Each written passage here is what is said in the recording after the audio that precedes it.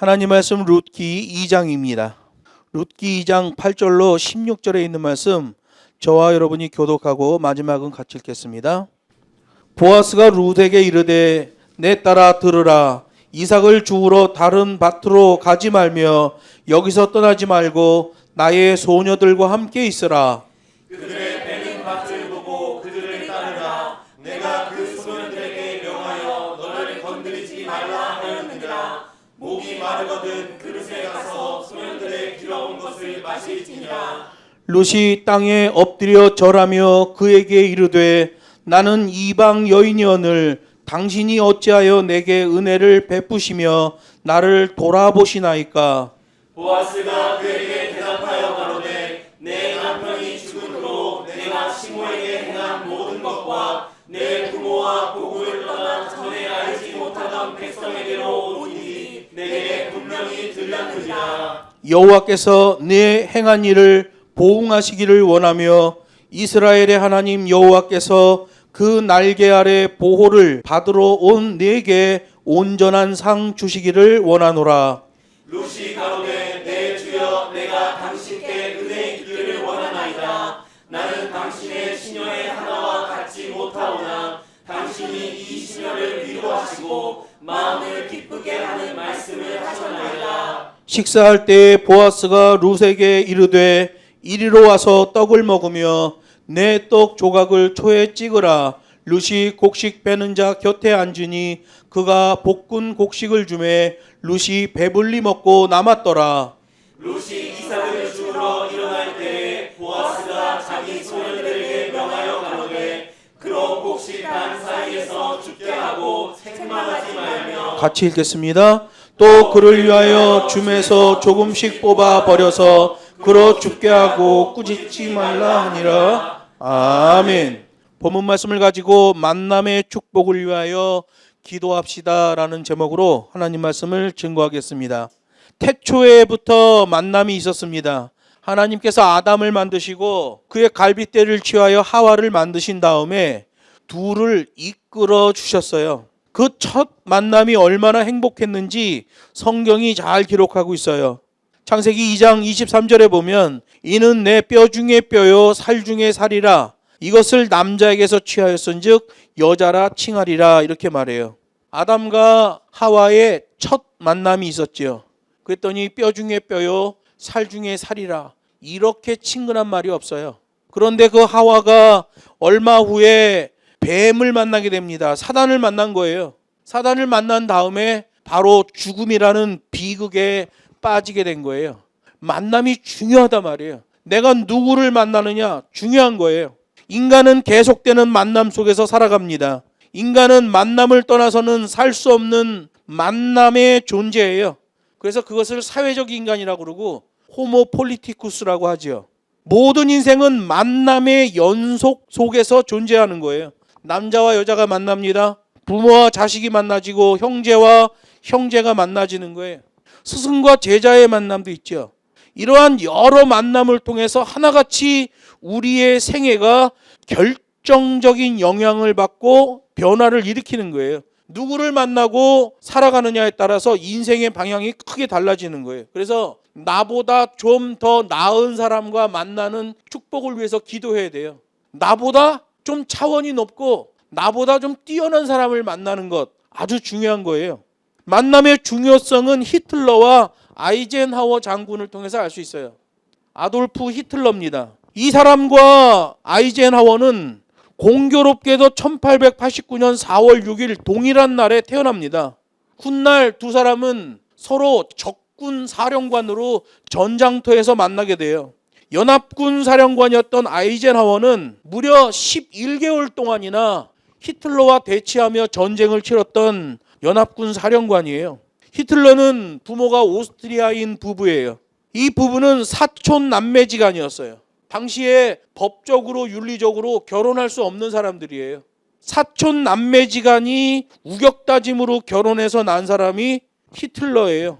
결국 이 사람은 유태인 600만 명을 죽였고요. 전쟁을 일으켜서 수천만 명이 죽었고 수많은 과부와 고아들이 발생했습니다. 누굴 만나느냐가 중요한 거예요. 다음 그림을 한번 보여주세요. 아이젠하워 장군이에요. 미국 텍사스주에서 출생합니다. 아버지는 술 주정뱅이 세무직원이었어요. 성질이 엄청나게 급했다고 그래요. 그리고 엄마는 밖으로 놔두는 것을 좋아하는 엄마였다고 그래요. 근데 어떻게 하다 둘이 결혼을 했는데 아이젠하워의 아버지가 죽자 엄마는 아이젠하워를 알코올 중독자 숙모에게 맡기고 도망을 가버립니다. 아이젠하워가 악조건 속에서 기독교 신앙을 갖게 돼요. 그리고 성장해서 육군 사관학교에 들어가요. 그리고 장군이 되어서 노르망디 상륙작전에 임하게 되는 거예요. 아주 유명한 장군이죠. 이 모습은 노르망디 상륙작전 직전에 아이젠하워가 하나님께 기도하고 병사들을 위로하고 있는 거예요. 여러분, 이제 운명의 시간이 다가왔습니다. 우리의 모든 지식과 우리의 훈련받은 것을 총동원할 시간이 다가온 것입니다. 그리고 이 모든 것은 하나님의 손 안에 있습니다. 하나님의 손에 모든 것을 맡겼으니 우리는 즉시 행동에 들어갑시다 라고 연설하고 있는 내용이에요. 이렇게 전쟁을 하다가 전세가 기울어서 패전이 예측되자 아돌프 히틀러는 지하 방공호에서 스스로 자살합니다. 1945년 4월 30일 날 자살해요. 히틀러가 죽었다는 소식이 타전되자 전 세계의 사람들이 박수를 치면서 다 기뻐했어요. 사람이 죽었는데 다 기뻐했어요. 히틀러가 죽은 후 25년이 지난 어느 날 아이젠하워는 80세의 나이로 평화롭게 눈을 감았습니다. 그때가 1969년 3월 28일이에요. 히틀러는 4월 30일 날 죽었고 아이젠하워는 3월 28일 날 죽었어요. 아이젠하워가 죽었다는 말을 듣자 사람들은 슬퍼하며 그의 죽음을 애도했습니다. 여러분, 인간은 누구를 만나고 누구와 함께 사느냐에 따라서 아주 전혀 다른 사람이 될 수 있는 거예요. 예수를 모르던 사람이 예수를 만난다는 것은 세상의 복 중에 가장 큰 복이에요. 오늘 본문에서도 보면 그 만남을 얘기합니다. 여러분, 인간의 만남은 크게 세 가지로 말해요. 대신 만남이에요. 대신. 하나님을 대하여 만나는 것. 그리고 대인 관계의 만남이 있어요. 사람과 사람이 만나는 것. 세 번째 만남은 대물 만남이 있어요. 사람과 물질의 만남이죠. 이러한 세 가지 만남은 따로따로 존재하는 게 아니라 하나의 만남으로 존재하게 돼요. 내가 하나님을 만나는 것, 내가 사람을 만나는 것, 내가 물질을 만나는 것, 이게 하나예요. 사단이 개입하면 이게 나누어져서 보입니다. 그러나 하나님의 은혜가 임한 사람은 이게 하나로 보여요. 예수님도 말씀하시잖아요. 내가 너희를 사랑한 것 같이 너희도 서로 사랑하라. 하나님을 사랑하고 이웃을 사랑하라. 그리고 하나님과 물질을 겸하여 섬길 수 없으니 하나님을 사랑하라. 대신, 대인, 대물, 이 관계의 만남을 정확하게 말씀하시고 이게 하나로 되어서 돌아간다고 말하는 거예요. 어떤 사람은 하나님을 사랑한다고 그럽니다. 근데 이웃을 안 사랑해요. 하나님을 사랑한다고 그러고 물질의 욕심이 대단합니다. 그건 다 가짜예요. 인간에게 만나지는 이 대표적인 세 개의 만남은 따로따로 나눠져 있는 게 아니라 하나로 만나서 돌아가게 돼 있는 거예요. 오늘 본문에서도 보아스와 룻의 만남은 대신, 대인, 대물 관계의 만남이 조화롭게 작용하고 있는 걸 보잖아요. 룻이 이삭을 줍기 위해서 어떤 밭에 들어가게 됐는데 하필 그 밭의 주인이 보아스예요. 룻이 그 밭에서 이삭을 줍고 있는데 마침 먼 데서 온 보아스가 그 밭을 들른 거예요. 하나님의 의도적 섭리에 결정적 시간표가 움직이고 있는 거죠. 대신, 대인, 대물 관계가 하나로 이어지는 거예요. 여러분, 룻과 보아스의 만남에서 우리가 꼭 짚어봐야 되는 게 있어요. 본문을 보면 보아스는 룻에 대하여 어느 정도 정보가 있잖아요. 룻이 이방에서 어떤 일이 있었는지, 남편이 죽은 다음에 어떤 일이 있었는지, 그 다음에 오는 길에 어떤 일이 있었는지, 왜 이곳에 오게 되었는지 보아스가 대충 알고 있잖아요. 룻은 보아스에 대해서 아는 것도 없어요. 아는 거 없는 정도가 아니라 지금 자기가 첫 번째 나가서 이삭을 줍고 있는 그 밭이 보아스의 밭이라는 것도 몰라요. 전혀 모르고 있는 거예요. 또 두 사람 중에서 한 사람은 부유하고 다른 한 사람은 아주 가난한 사람이잖아요. 이러면 안 만나지는 거예요. 여기 룻기 2장 1절에 보면 보아스는 유력한 자다 이렇게 되어 있는데 이 유력하다는 말의 원문을 보면 재력과 지식과 신앙과 인품을 두루 갖춘 사람이라는 거예요. 그러니 룻과 보아스는 도대체 만나질 수 없고 어울려지지도 않는 사람이에요. 삶이 다르고 생활이 다른 거예요. 만나지지 않아, 이런 사람들은. 가난하고 초라한 이방 여인 룻, 시어머니를 따라왔으나 유대 사회 안에서는 빼박켄트 왕따예요. 이방 여인 룻이에요. 한 끼 한 끼 입에 풀칠을 하기 위해 거지처럼 이삭을 주어야 했던 이방 여인 룻. 룻의 입장에서 보면 아무런 소망 없습니다. 기대할 만한 내일도 없어요. 룻과 만나지는 인물, 유력한 자 보아스. 이게 너무 드라마틱하죠. 성경은 그렇게 드라마틱했던 룻과 보아스의 만남을 통해서 우리와 하나님의 만남도 겹쳐서 생각하게 하는 거예요. 우리가 처음 예수님을 믿을 때 우리는 하나님에 대하여 아는 게 아무것도 없었어요. 제가 중학생일 때 되게 어렵게 살았는데요. 아버지 돌아가시고 진짜 어려웠어요.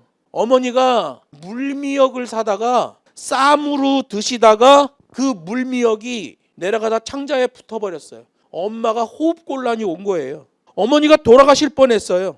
아버지가 돌아가시고 나서 홀로 가정을 이끄시던 우리 어머니는 너무너무 힘겨운 모습이 제 어린 나이에도 보였어요. 그리고 우리 작은 누님과 남매를 데리고 사시다가 그렇게 죽을 뻔한 어려움을 당하게 되었는데 그 숨 넘어갈 때의 우리 어머님의 얼굴이 지금도 생각이 나요. 새벽에 약국에 뛰어가서 잠을 자던 약사를 깨우고 급하게 약을 사오기도 했어요. 제 어머니는 그때 복음을 접했어요. 그때 어떤 사람이 전도용 페넌트를 하나 준 거예요. 이렇게 똘똘 많은 그림인데 사무엘이 기도하고 있는 기도예요. 근데 우리 어머니가 그 그림이 좋았는지 방에다 이렇게 걸어 놓으셨댔어요. 근데 물미역 먹다 숨이 넘어가니까 우리 어머니가 살려달라고 하면서 그 페넌트를 들어서 가슴에다 대고 막 쉬더라고요. 나는 고등학교 들어가서 성경이니 예수니 하는 말을 처음 들었습니다. 예수가 뭔지 성경이 뭔지도 몰랐던 우리 가정에 예수님이 그렇게 찾아오셨어요. 우리는 주님을 몰랐지만 주님은 우리를 먼저 찾아오신 거예요. 가정의 위기 가운데서 하나님은 서서히 우리를 만나실 계획을 움직이고 있었던 거죠. 우리는 아무것도 모르고 있었어요. 그런데 하나님이 우리를 구원의 백성 삼으시려고 큰 믿음의 선물을 준비하고 계셨던 거예요. 저는 그게 지금도 눈에 선해요. 시편 139편에 보면 이렇게 고백합니다. 여호와여, 주께서 나를 감찰하시고 아셨나이다.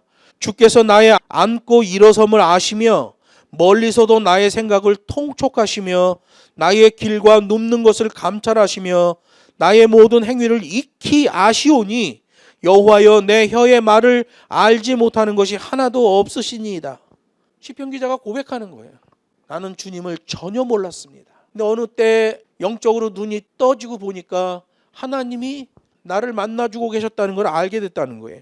룻이 보아스를 전혀 몰랐듯이 우리도 하나님을 전혀 몰랐지만 하나님이 우리를 미리 아시고 우리를 십자가 은혜 안으로 부르시는 거예요. 시편 139편의 다윗의 고백처럼 우리를 그 은혜의 푸른 초장으로 인도하시려고 우리에게 찾아오셨고 지금 우리가 이렇게 믿는 자로 존재하고 있는 거예요. 우리가 죄인이라서 그 어떠한 방법으로도 우리의 힘으로는 하나님을 만날 수가 없는데 독생하신 예수께서 하늘 보좌를 버리시고 이 땅에 오신 것 때문에 그 구원의 복음이 한 사람 한 사람에게 전해져서 우리나라의 복음이 전해진 것 때문에 우리가 그 복음을 듣고 하나님의 백성이 된 거예요. 하나님이 그렇게 우리를 찾아오신 거예요. 그게 은혜요. 그게 구원의 복이에요. 저희가 북경에 있을 때 중국 지체들을 섬기고 그 땅에서 믿음 생활했어요. 얼마나 어려웠는지 몰라요. 믿음 생활하기가. 하지만 외국인 목사는 중국에서 사역하는 게 보통 어려운 게 아니에요. 그럼에도 불구하고 생면부지의 학생들이 뭔가를 배우겠다고 우리를 찾아올 때에 그들을 놓칠 수가 없는 거예요. 공안에서는 중국 사람하고 만나지 마라, 중국 애들 데려오지 마라 하는데 하나님 말씀으로 결단하는, 하나님과 어떻게 해야 됩니까? 내가 너 여기 왜 왔니? 그래. 복음 전하러 왔지요. 그러면 그렇게 해라. 그럼 또 학생을 받아. 그러면 공안국에서는 또 잡아가는 거예요. 한 2달에 3번씩은 잡아가는 거예요. 너무 힘들어, 너무 힘들어. 그래도 주님이 맡기신 일이니까 하는 거예요. 그때 만나줬던 중국 지체들이 지금도 연락이 와요. 오늘 아침 일찍 중국 한 지체한테 연락이 왔어요. 자기가 쌍둥이를 낳았다는 거야. 자기가 쌍둥이를 낳았는데 애 이름 좀 줘달래. 왜 이렇게 나한테 이름을 줘달라는 거야 도대체. 그래서 오늘 또 저녁 때 기도하고 이름 줘줘야 돼. 본 적도 없는 애 이름을 줘야 돼요. 쉽지 않아. 여러분, 룻이 보아스를 몰랐듯이 우리도 하나님을 모르는데 하나님이 우리를 불러주시는 거예요. 천지 만물을 창조하신 그 하나님께서 우리의 아버지가 되어주시겠다고 하셨으니 그게 은혜요 복이 아니겠어요. 그리고 하나님의 계명으로 우리를 보증해 주시고 버텨주시기 때문에 이 모든 게 믿는 자로서 가능해진 거예요. 우리의 힘으로는 은혜 접근이 안 돼요. 우리의 힘으로는 구원 접근이 안 돼요. 하나님께서 온전히 우리를 부르시고 은혜의 장중에 거하게 하심으로 되는 거죠. 그래서 구원은 온전히 하나님의 은혜로 되어지는 거예요. 모세가 그 우여곡절 인생을 산 다음에 마지막 임종 직전에 고백하잖아요. 이스라엘이여 너는 행복자로다. 하나님과의 만남, 하나님의 은총을 마지막으로 고백하고 숨이 넘어갑니다. 여러분, 만남의 축복이 얼마나 중요한지 몰라요. 내가 누구를 만나냐, 어디 교회 다니는데 이벤트 하는 교회에 어디 그런 데다 발을 디뎠다. 그럼 그냥 끝나는 거예요. 그냥 끝나는 겁니다. 인생이. 여러분, 하나님의 말씀과의 만남 중요한 거예요. 그냥 어디서 오염된 그런 말씀이 아니라 진짜 하나님의 계명에서 말씀하시는 그 말씀과의 만남도 중요한 거예요. 우리가 적은 수가 모이지만 여기에 이 만남도 중요한 거예요. 여러분 한번 봐봐요. 우리는 일당백이잖아 다. 그죠? 여기 연주자들 왜 얼마나 든든해요. 다른 교회 연주자가 없어가지고 미가엘 반주기 갖고 찬양을 한대. 우린 사람도 얼마 안 되지만 빵빵하잖아요. 그냥 막 드럼 치러 멀리서도 오잖아 이렇게. 우리 옆 사람 좀 보세요. 얼마나 대단한가. 여러분, 만남의 축복이 얼마나 좋은지 몰라요. 은혜의 만남 부분은 다음 시간에 계속 이어서 하나님 말씀을 증거하도록 하겠습니다. 잠깐 기도하겠습니다.